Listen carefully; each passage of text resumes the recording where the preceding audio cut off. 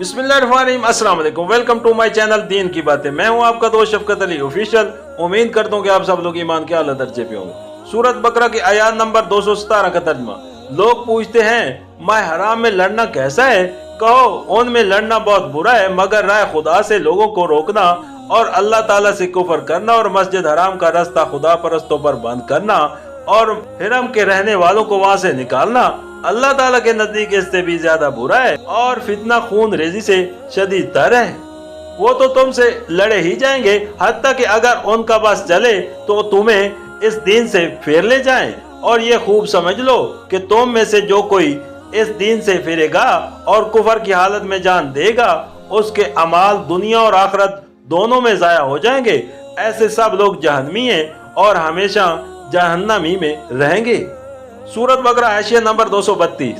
ये बात एक वाक़या से मुतल्लिक है। रजब सन 2 हिजरी में नबी करीम सल्लल्लाहु अलैहि वसल्लम ने 8 आदमियों का एक दस्ता नखल्ला की तरफ भेजा था, जो मक्का और ताइफ के दरमियान एक मकाम है, और उसको हिदायत फरमा दी थी कि कुरैश की नकलो हरकत और उनके आइंदा इरादों के मुतल्लिक मालूमात हासिल करें।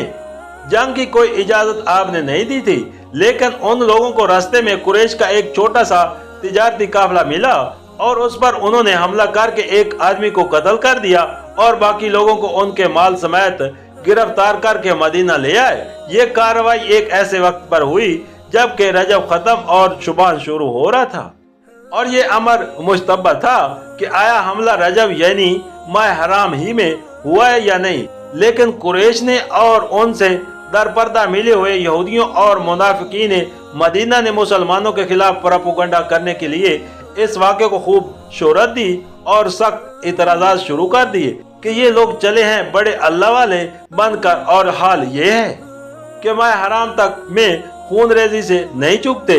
इन्हीं इतराज़ात का जवाब इस आयत में दिया गया है। जवाब का खुलासा ये है कि बिलाशुबा माह हराम में लड़ना बड़ी बुरी हरकत है, मगर इस पर एतराज करना उन लोगों के मुंह को तो जेब नहीं देता जिन्होंने 13 बरस मुसलसल अपने सैकड़ों भाइयों पर सिर्फ इसलिए जुल्म तोड़े कि वो एक खुदा पर ईमान लाए थे।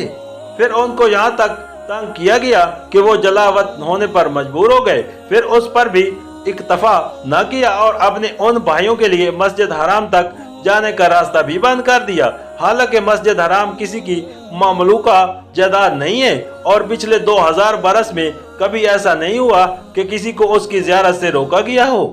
अब जिन जालिमों का नामा अमाल उन करतूतों से स्याह है, उनका क्या मुंह है कि एक मामूली सी सरहदी जड़ा पर उस कदर जोर शोर के एतराज़ात करें। हालांकि इस जड़ा में जो कुछ हुआ है वो नबी की इजाज़त के बगैर हुआ है और उसकी हैसियत उससे ज्यादा कुछ नहीं है कि इस्लामी जमात के चंद आदमियों से एक गैर जिम्मेदाराना फेल का अर्तकाब हुआ है।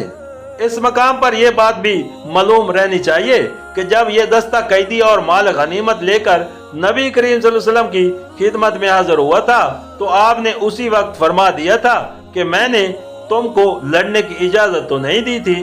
लिहाजा आपने उनके लाए हुए माल गनीमत में से बैतुल माल का हिस्सा लेने से भी इनकार फरमा दिया था, जो इस बात की अलामत थी कि उनकी ये लूट नाजायज है। आम मुसलमानों ने भी इस फेल पर अपने उन आदमियों को सख्त मलामत की थी और मदीना में कोई ऐसा न था जिसने उन्हें उस पर दाद दी हो। सूरत बकरा हाशिया नंबर 233। मुसलमानों में से बाज़ सादालू लोग जिनके ज़हन पर नेकी और सुलह पसंदी का एक गलत तस्वर मुसल्लत था, कुफार मक्का और यहूदियों के मज़कूरा बाला एतराज़ात से मुतासर हो गए थे। इस आयत में उन्हें समझाया गया है कि तुम अपनी इन बातों से ये उम्मीद न रखो कि तुम्हारे और इनके दरमियान सफाई हो जाएगी।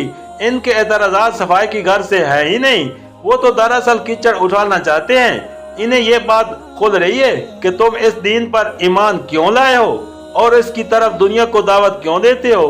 बस जब तक वो अपने कुफर पर उड़े हुए हैं और तुम इस दीन पर कायम हो, तुम्हारे और इनके दरमियान सफाई किसी तरह ना हो सकेगी। और ऐसे दुश्मनों को तुम मामूली दुश्मन भी ना समझो। जो तुमसे माल ज़र या जमीन छीनना चाहता है वो कमतर दर्जे का दुश्मन है, मगर जो तुम्हें दीन हक से फेरना चाहता है वो तुम्हारा बदतरीन दुश्मन है, क्योंकि पहला तो सिर्फ तुम्हारी दुनिया ही खराब करता है, लेकिन ये दूसरा तुम्हें आखिरत के अब्दी अज़ाब में धकेल देने पर तुला हुआ है।